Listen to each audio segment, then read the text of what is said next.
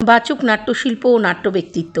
মাননীয় মুখ্যমন্ত্রী মমতা বন্দ্যোপাধ্যায়ের অনুপ্রেরণায় শুরু হলো দমদম মুক্তধারার ব্যবস্থাপনায় সারা বাংলাব্যাপী একাঙ্ক নাট্য প্রতিযোগিতা।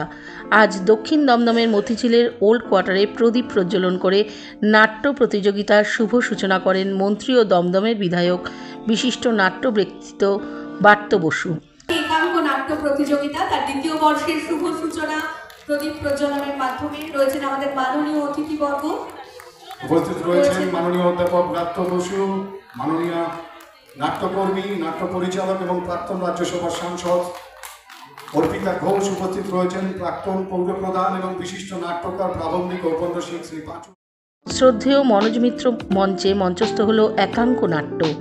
সমগ্র অনুষ্ঠানের প্রধান আহ্বায়ক পৌরমাতা রীতা রায়চৌধুরী ও প্রধান পৃষ্ঠপোষক সুরজিৎ রায়চৌধুরী ট্যাবলা।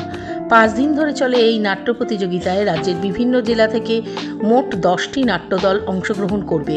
এই প্রতিযোগিতায় বিজয়ী নাট্যদলকে আর্থিক পুরস্কারও প্রদান করা হবে। এই প্রতিযোগিতা এবছর দ্বিতীয় বর্ষে পদার্পণ করল।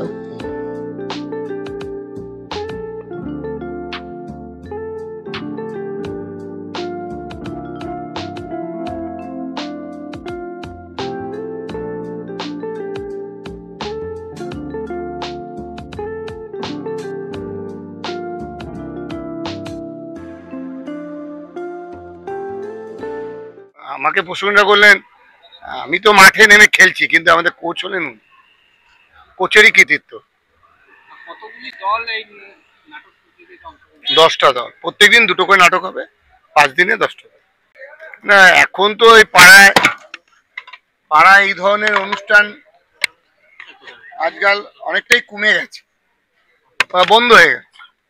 সেই কারণে আমরা চেষ্টা করছি যে ছোট ছোট ছেলে মেয়েরা এখনকার পাড়ার খেলার মাঠ পড়ে থাকে, খেলার লোক নেই, কারণ সবাই এখন ফোনের মধ্যেই পৃথিবী। ফুটবল খেলা ও ক্রিকেট খেলা সবই ফোনে।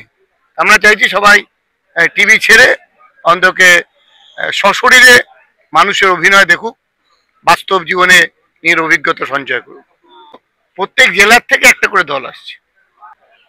আমরা যারা অংশগ্রহণ করছে প্রত্যেকটা দলকে আমরা একটা অনুদান দিচ্ছি।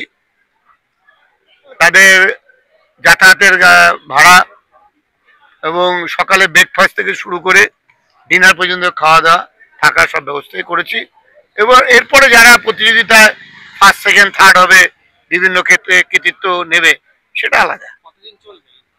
আমাদের প্রোগ্রামটা চলবে 22 তারিখ পর্যন্ত, আর 24 তারিখ আমাদের প্রাইজ ডিস্ট্রিবিউশন এখানেই হবে। এত সুন্দর একটা অনুষ্ঠান মাননীয় শিক্ষামন্ত্রী ব্রাত্য বসুর উদ্যোগে উনি সবটাই করছেন, আমরা তো সাহায্য করছি, আর কিছু নেই। এটা একটা প্রত্যেক দিন একটা অনুষ্ঠান হবে রবিবার 22 তারিখ পর্যন্ত। আমি চাইবো সকলে আসুক, দেখুক, প্রাণ ভরে নাটকটা দেখুক।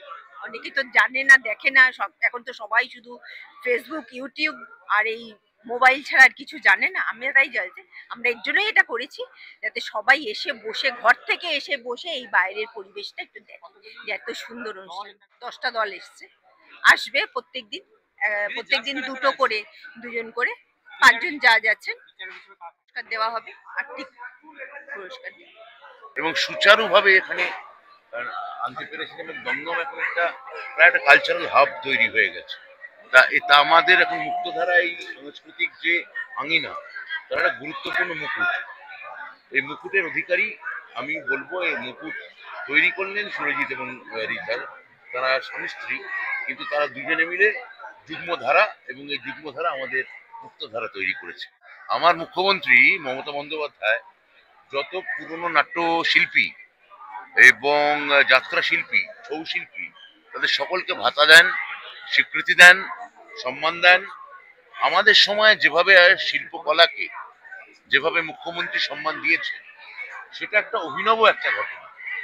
এটা কোনো রাজ্যে হয়েছে বলে আমি শুনিনি।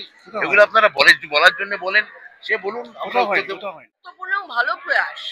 এইরকম প্রয়াস তো বড় একটা নিচে দেখা যায় না, যখন সারা ভারতবর্ষ জুড়ে বা সারা পৃথিবী জুড়ে মেধা নিম্ন গতিতে যাচ্ছে, সেখানে এই ধরনের প্রয়াস কিন্তু কোথাও মেধাকে উজ্জীবিত করে, মেধা চর্চায় উজ্জীবিত করে। যেহেতু এখন অনেক বেশি মোবাইল ওরিয়েন্টেশন, সেহেতু সেইখান থেকে বেরোতে গেলে ব্রাত্য যেটা বারবার বলছিল একটু আগে বক্তৃতায়, যে এখানে থিয়েটার একটা গুরুত্বপূর্ণ ভূমিকা নেবে। আর আমি একজন থিয়েটারের মানুষ হিসেবে এরকম একটা প্রয়াস হলে আমার তো ভালো লাগবেই।